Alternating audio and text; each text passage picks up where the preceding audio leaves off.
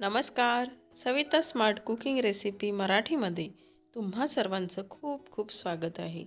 तर आज आपण बनवणार आहोत 2 टाईपचे समोसे. आणि पहिला समोसा हेल्दी समोसा तो आहे तवा समोसा. आणि हा तवा समोसा छान क्रिस्पी, खुसखुशीत आणि छान फुललेला पण आहे.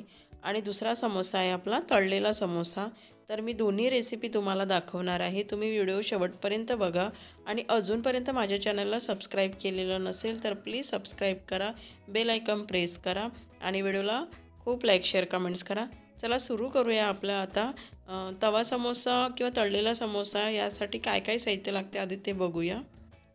इथे मी 4 बटाटे बॉईल करून स्मॅश करून घेतलेले आहेत. त्यानंतर मी हिरवा कांदा घेतलेला आहे बारीक कट करून. त्यानंतर कोथिंबीर घेतलेला आहे आणि त्यानंतर आपल्याला लागणार आहे हळद अर्धा चम्मच. त्यानंतर गरम मसाला घेतलेला आहे मी अर्धा चम्मच. त्यानंतर मी आमचूर पावडर घेतलेला आहे अर्धा चम्मच घेतलेला, त्यामुळे चटपटा फ्लेवर येतो. धना घेतलेला आहे अर्धा चम्मच, हाताने क्रश करून घेतलेला आहे.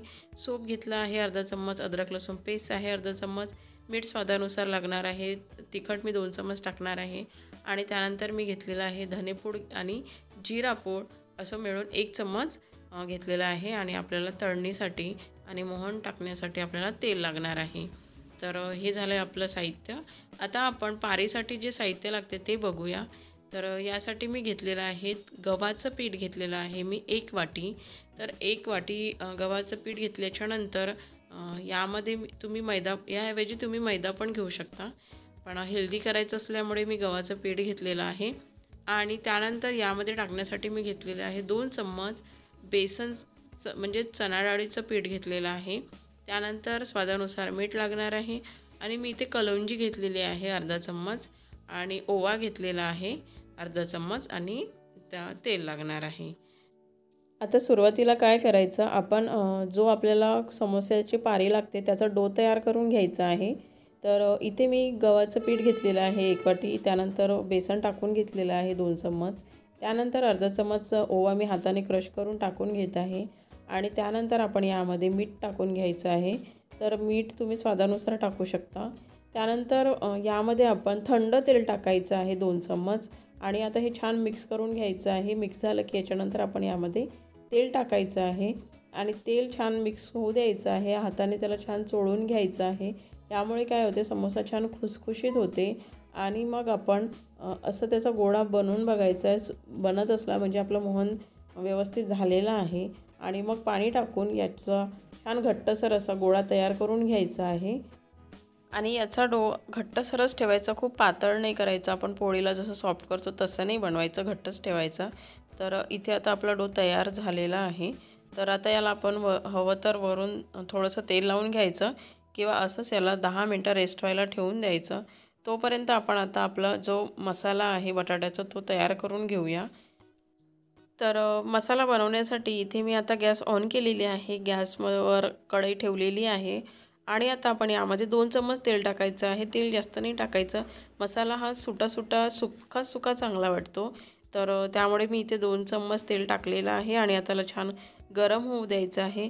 तेल गरम झालं की यामध्ये मी आता धने टाकून घेत आहे. धने तडतडायला लागले की यामध्ये मी आता कांदा, जो हिरवा कांदा आपण कट केलेला होता तो टाकून घ्यायचा आहे.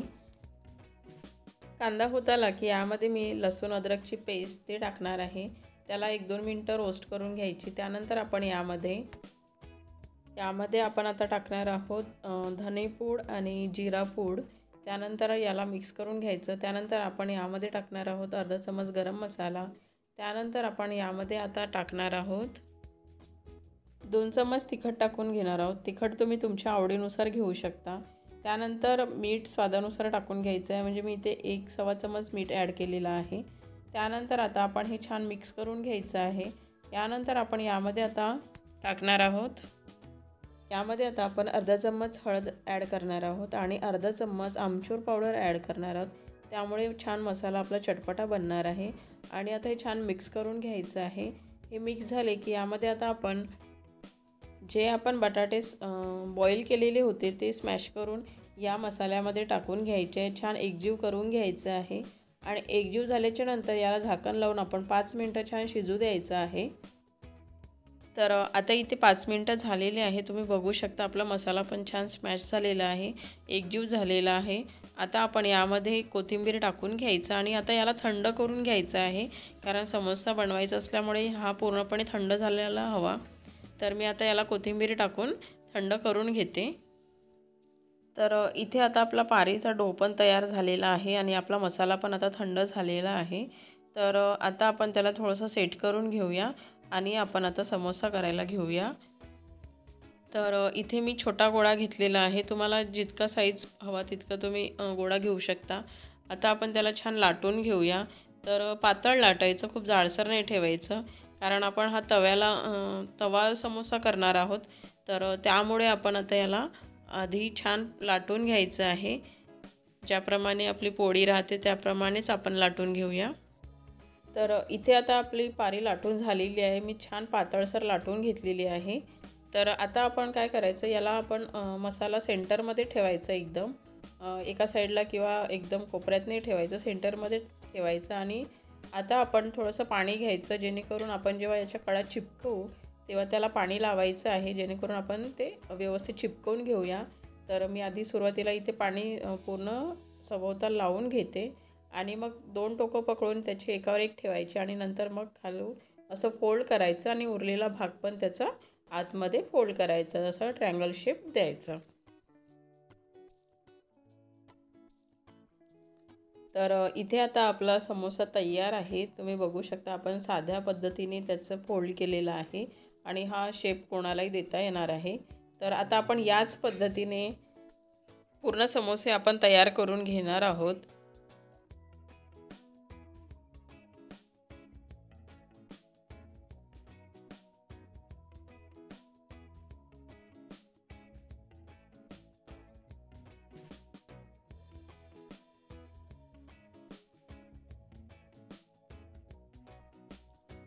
तर इथे आता समोसे बनवून झालेले आहे। तुम्ही बघू शकता शेप पण छान झालेला आहे।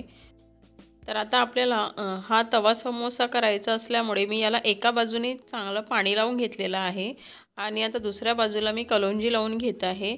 तर ज्या बाजूने आपण पाणी लावलेलं आहे ती बाजू तव्यावर चिपकवायची आहे, त्यामुळे मी जास्तच छान पाणी लावून घेतलेलं आहे। आणि आता इथे तवा गरम करायला ठेवलेलं होतं, तवा गरम पण झालेला आहे। तर आता आपण त्यावर समोसा ठेवून द्यायचा आहे आणि ज्या बाजूने आपण चिपकवलेलं आहे त्या बाजूने पूर्णपणे नाही शिजू द्यायचं आहे। तर थोडंसं 20% शिजलं की त्याला पलटवून घ्यायचं आहे। पलटवून असं पकडून त्याला आपल्याला ही बाजू पण शिजू द्यायची आहे। छान तो फुगत आला की त्यानंतर आपण याला पलटवून दुसऱ्या बाजूने पण शिजवून घ्यायचं आहे। तर आपल्याला असं पलटवून शेकण्यासाठी तव्याला तो छान चिपकायला पाहिजे, म्हणून छान पाणी लावून घ्यायचं आहे। आणि इथे पारी ही छान पातळ लाटून घ्यायची आहे, तेव्हाच ती शिजणार, नाही तर ती कच्ची राहणार आतमधून। आणि समोसा शेकत असताना गॅस फ्लेम ही स्लो ठेवायची आहे, मीडियम किंवा फास्ट गॅसवर नाही करायचं आहे। तर तुम्ही बघू शकता आता इथे छान आपला समोसा छान फुगत आलेला आहे, म्हणजे आतमधून तो छान शिजत आलेला आहे। तर तुम्ही बघू शकता आता समोसा छान झालेला आहे। तर मी आता वरून थोडंसं तेल लावून घेते याला, म्हणजे आपलं सर्व बाजूने छान पुन्हा शिजून जाणार। तर मी थोडंसं तेल लावून घेतलेलं आहे आणि आता आपण बघूया याला पलटवून तो त्या बाजूने पण झाला आहे का। तर इथे बघू शकता आपला समोसा दोन्ही बाजूने छान झालेला आहे, छान फुललेला पण आहे। तर आपला समोसा आता रेडी आहे। तर याच पद्धतीने आपल्याला सर्व तवा समोसे तयार करून घ्यायचे आहेत। तर मी आता हे प्लेटमध्ये काढून घेते।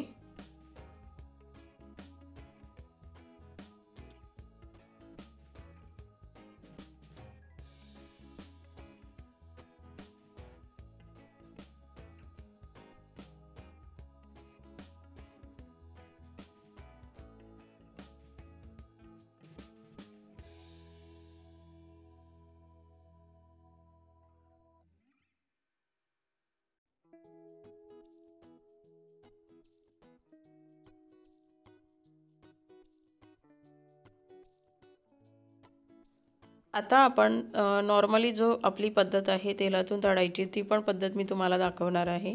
तर इथे मी कढईमध्ये तेल गरम केलेलं आहे, गरम झालेलं आहे. आता आपण समोसा तळून घ्यायचा आहे.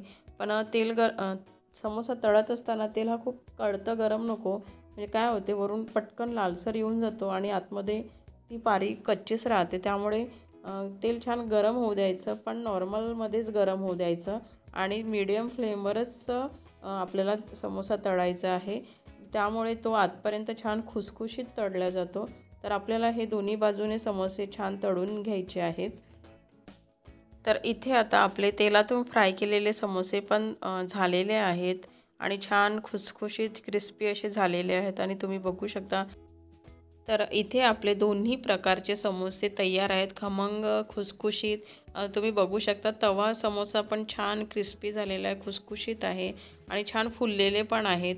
तर तुम्ही ही रेसिपी नक्की करून बघा. मी इथे टोमॅटो सॉससोबत सर्व केलेली आहे आणि टेस्टला तर खूप छान लागत आहेत. तर रेसिपी कशी वाटली ते मला कमेंट्स करून सांगा आणि अजूनपर्यंत माझ्या चॅनलला सबस्क्राईब केलेलं नसेल तर प्लीज सबस्क्राईब करा, बेल आयकॉन प्रेस करा. जेव्हा मी व्हिडिओ अपलोड करणार तेव्हा तुम्हाला नोटिफिकेशन येऊन जाणार. असेच व्हिडिओला लाईक शेअर कमेंट्स करत राहा. Thank you for watching.